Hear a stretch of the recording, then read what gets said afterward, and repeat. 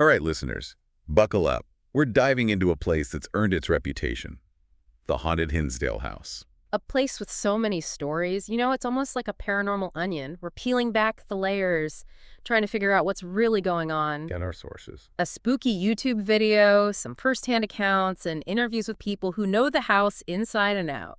So we're basically playing paranormal detective. I love it. Exactly. First things first.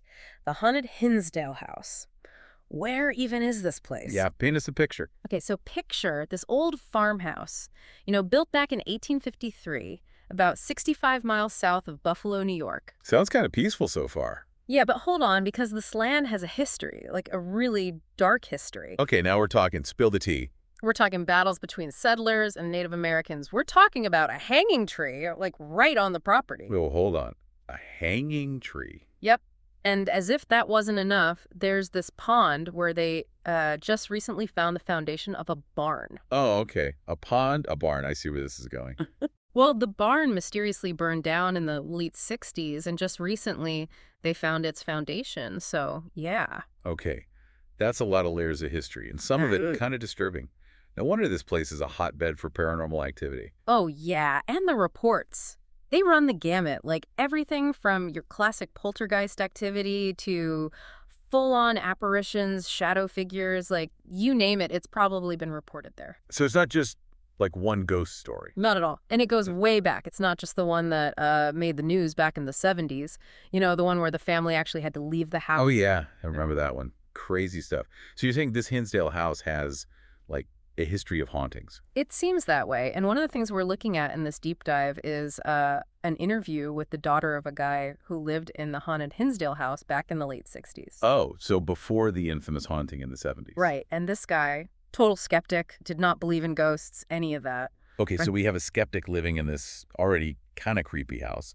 Exactly. And even he couldn't deny what he saw and what he felt while living there. I mean, he had 2 encounters that shook him to his core. Okay, I gotta know. What happened? What did this guy see? So the first one was when he fell through the ice on that pond we talked about. When they pulled him out, he saw 3 figures just like hovering over the water. No feet. Whoa, hold on. 3 figures? Yeah. Like human figures? Human-shaped, yeah. There was a woman in white, a man in overalls, and a little girl. Okay, chills. Literal chills. And this guy saw this with his own eyes. He did. And the second encounter, well, he saw a young boy in an upstairs window. Not once, but twice. Separate occasions. So multiple figures, maybe even a family. Okay, the plot thickens. This is getting good. Oh, yeah. And that's just one person's experience. Yeah. We also have Tiffany, who's lived in the area since she was a teenager. Okay, so she grew up with all the stories, the legends. Oh, yeah. She's like lived and breathed Hinsdale House lore.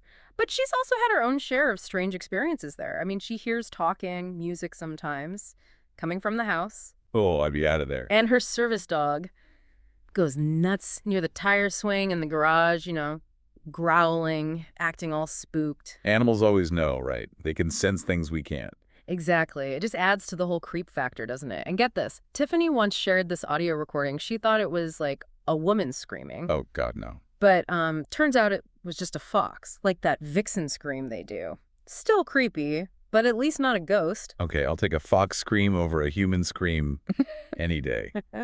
So we have these firsthand accounts, personal experiences, but we also have a team of paranormal investigators who've been poking around the haunted Hinsdale house. Right, and they're not messing around. This team is led by Daniel Clays. He's been investigating Hinsdale House for years. Okay, so he's like the Hinsdale House whisperer. Pretty much, and he's got 2 experienced investigators with him, Kat and Tom, and also a teenager named Becca. She's like new to the team, but super passionate about all things paranormal. I love that. It's like the old guard and the new generation coming together. What's their approach to investigating? They're very respectful, not trying to provoke anything, just trying to understand what they're dealing with. Their equipment's pretty basic, K2 meters, audio recorders, a couple of custom-built spirit boxes. So no fancy gadgets that could be misinterpreted. Nope, they're keeping it old school. And what's interesting is they're focusing on the outside of the house this time, in that barn foundation we talked about. Okay, so they're looking for clues in the history of the property, not just the house itself. Exactly. And they actually found some stuff at the barn foundation, maybe parts of a bike or something. They call them trigger objects. Trigger objects, like things to Get the spirits talking. Yeah, they're hoping to trigger a response from any spirits hanging around. Did it work? Did they get any answers? Well, they got some activity on the K2 meter, but no direct responses. But then during one of their EVP sessions, they caught all these garbled voices, like whispers, might be names, Judy, Adam, Logan, Frank, Madeline. Whoa, hold on. Names. That's intense. It is. And then this is where it gets a little weird. They hear a child's voice. It says they're 3 years old, but they weren't sure if it was one kid or multiple. Multiple kids? Like sharing one voice? Okay, that's freaky. Yeah. The spirit world doesn't always play by our rules, you know. Right. So where does the investigation go from there? What do they do next? Well, remember that tire swing, the one where Tiffany's dog freaked out? Oh, yeah, that's right. Turns out Becca, the teenager, had seen an apparition there too, so they decided to focus their energy on that spot. It's time to take a quick break for a word from Haunted Magazine. Oh, okay. Haunted Magazine. Wow. So much to unpack in just that little phrase. I know, right? Like, where do we even begin? Dare to enter? Discover Haunted Magazine's paranormal realm. Discover the eerie history of Mary King's Close and join thrilling ghost hunts to experience the paranormal firsthand. Uncover insights on past life regression, stone tape theory and premonitions. Discover the secrets of haunted locations with our investigations. Unique stories wait in Haunted Magazine. Go to danielclass.shop and pick yours up today. Okay, so we already have layers of creepiness associated with this tire swing. What happened when they investigated it? Their REM pod and K2 meter just lit up when they asked questions about a girl on the swing, so something's definitely there. So there's a connection between that tire swing and, well, whatever's haunting the house. Seems that way. And then the spirit box, it spat out some more names. Molly, Adam, and Eric. 2 Adams. Could it be the same Adam from the other EVP session? We don't know. But here's where things take a dark turn. The voices, they get angry. They start telling the investigators to get out, to stop. Oh no, so the spirits aren't happy about being disturbed. It seems that way. They're not playing around. It's a reminder that even in a paranormal investigation, you gotta respect boundaries, you know? Yeah, you don't want to mess with angry spirits. Yeah. So what did they do when things got hostile? Did they just pack up and leave? They decided to move away from the swing, headed over to the side of the pond where that woman in white has been seen. Okay, probably a good call. But why the pond? What's so special about that spot? Well, this is where it gets really disturbing. All 3 of them, the investigators, they start feeling all this negative energy. One felt like they were being choked. Another had like this shooting pain in their back. Oh my God, no way. Yeah, and they all felt this overwhelming sadness, like a crushing wave of sorrow.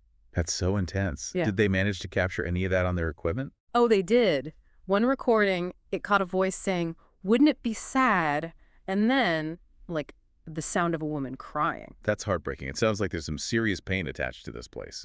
And it might be connected to that woman in white because later on, the spirit box seems to confirm that she was the one who caused that choking feeling. So this woman in white, she's both a source of sadness and a potential threat. It seems that way. Hmm. But we're just getting started. We still have a lot more to uncover about the haunted Hinsdale House and the spirits that reside there. So we're back and picking up right where we left off. That barn fire might not have been an accident. Yeah, I mean, if someone actually set that fire, knowing those horses were trapped inside, I don't even know what to say. It really changes how you look at everything. It does, doesn't it? It kind of makes you think, like, what if the haunting, the voices, the choking, it's all just an expression of their pain? Like, what if it's their anger coming through?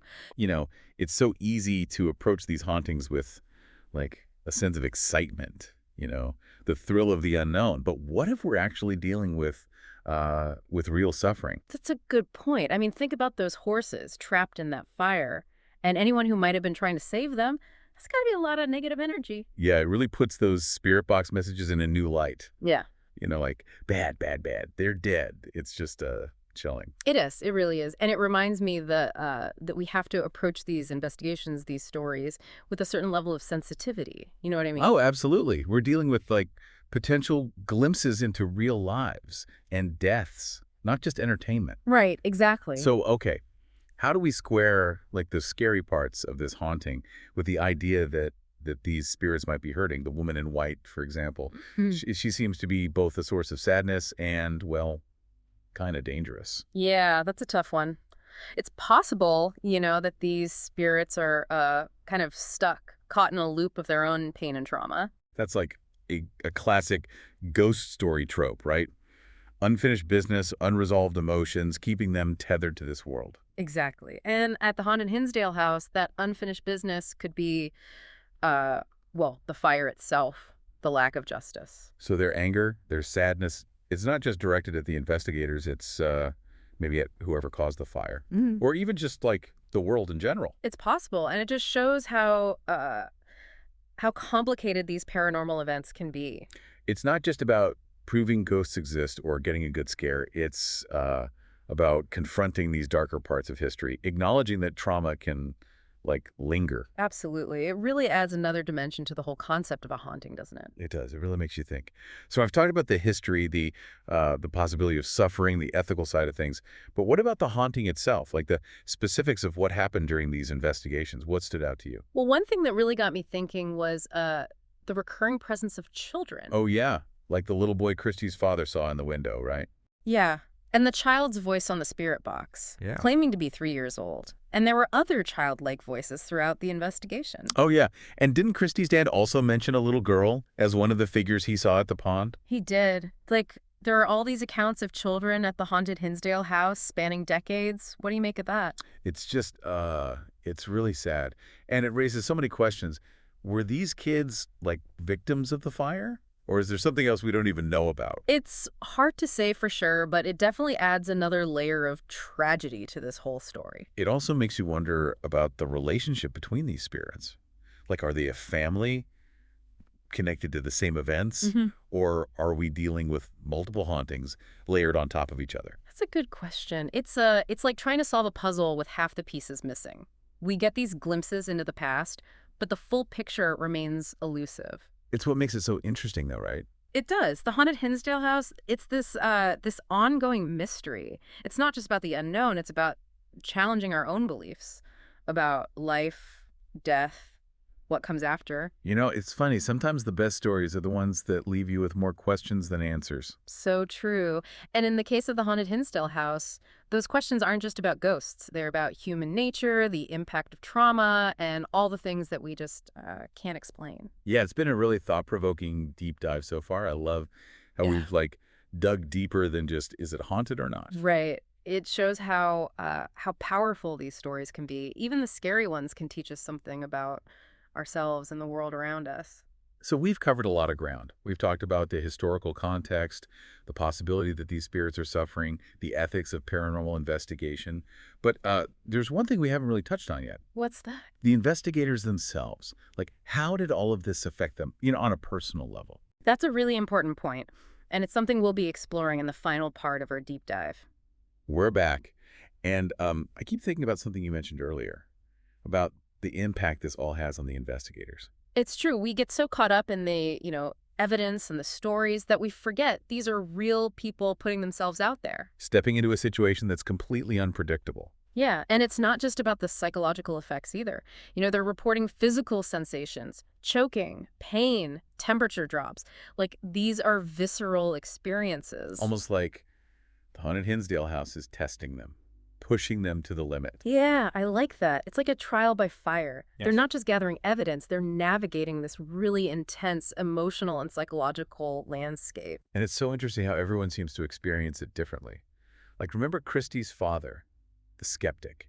Even he had to admit something was happening. It's almost like his skepticism made the impact even greater. When you encounter something that totally challenges your worldview, it can really shake you up. I can only imagine what that must be like, to have your mind trying to rationalize the irrational. Right. And then you have Tiffany, who's grown up hearing all these stories about the haunted Hinsdale house. Like, for her, it's almost normal to encounter the paranormal. But even she admits that this place is different. Even her service dog reacts to it.